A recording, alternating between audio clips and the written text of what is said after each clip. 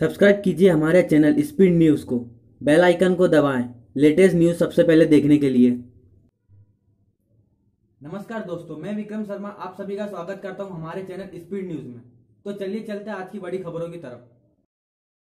निर्वाचन आयोग की बैठक में फिर उठी बैलेट पेपर से चुनाव की मांग। नई दिल्ली, विपक्षी दलों ने एक बार फिर चुनाव आयोग से बैलेट पेपर से मतदान कराने की मांग की है। केंद्र में सत्तारूढ़ राजग के घटक शिवसेना ने भी इसका समर्थन किया है। सोमवार को चुनाव आयोग द्वारा बुलाई सर्वदलीय बैठक में कांग्रेस समेत कई विपक्षी दलों ने कहा कि उनका ईवीएम से भरोसा उठ गया है। मौजूदा माहौल में बैलेट पेपर से ही चुनाव कराना ठीक होगा। हालांकि चुनाव आयोग विपक्ष की इस मांग पर सहमत हैं। अफसरों ने कहा है यह साबित हो चुका है कि इससे किसी तरह की छेड़छाड़ संभव नहीं है। स्वर्ण तक फेंका भाला। एशियाड में भारत के ध्वजावाहक रहे नीरज चोपड़ा ने सोमवार को इतिहास रचा। उन्होंने 88.06 मीटर भाला फेंककर स्वर्ण पदक जीता।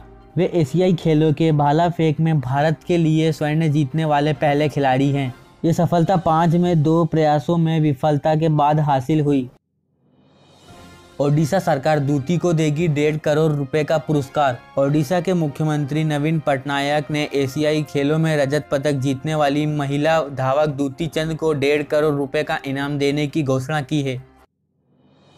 पीवी सिंधु से सोने की आस। रियो ओलंपिक की रजत विजेता पीवी सिंधु ने एशियाड बैडमिंटन स्पर्धा के महिला एकल में फाइनल में पहुंचकर इतिहास रचा। फाइनल में स्वर्ण के लिए उनका मुकाबला ताइपे की ताइजू से होगा, जिसने साइना नेहवाल को हराया है।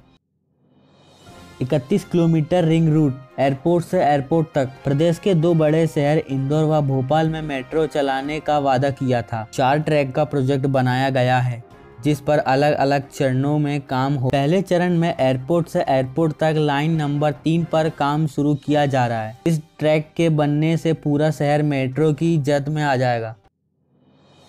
मजदूरी दोगुनी होने के बावजूद आय में बढ़ रही असमानता। नई दिल्ली, बीते 2 दशकों में देश के सकल घरेलू उत्पाद जीडीपी में औसतन 7% की वृद्धि दर के बावजूद भारत में पारिश्रमिक में असमानता बनी हुई है। ये बात अंतर्राष्ट्रीय श्रम संगठन ILO की रिपोर्ट से सामने आई है। राष्ट्रीय रोजगार व बेरोजगारी सर्वेक्षण और राष्ट्रीय नमूना सर्वेक्षण कार्यालय के आंकड़ों पर आधारित इंडिया वेज रिपोर्ट के मुताबिक 1993-94 से 2011-12 के बीच मजदूरी लगभग 2 गुनी और जीडीपी 4 गुनी हुई है। इसके बावजूद असमानता बनी हुई है।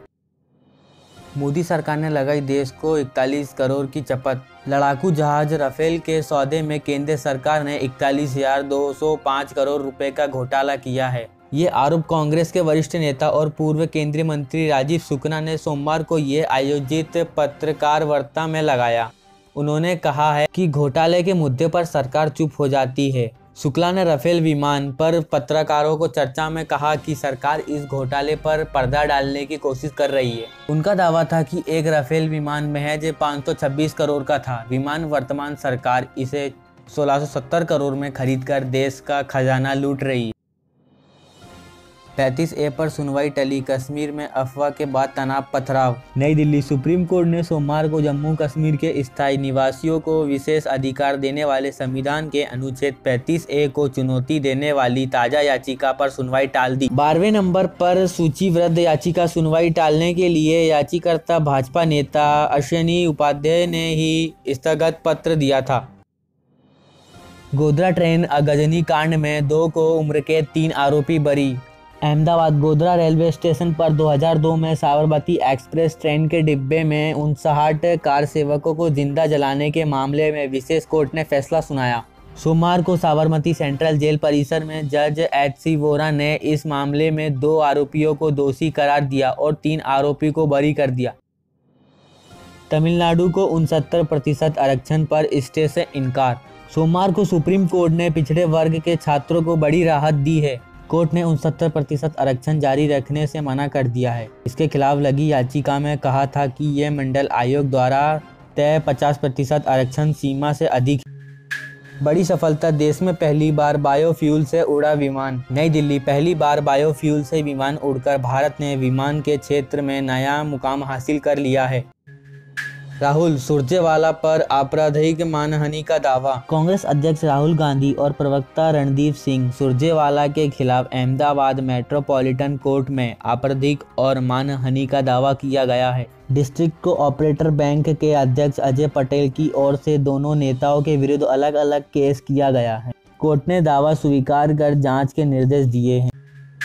चालान पेश होने के 5 दिन बाद बलात्कारी को उम्रकैद। कोटा मां के इलाज के लिए पैसे दिलाने के नाम पर बच्चे से रेप करने वाले 60 वर्षीय दोषी को उम्रकैद की सजा सुनाई गई।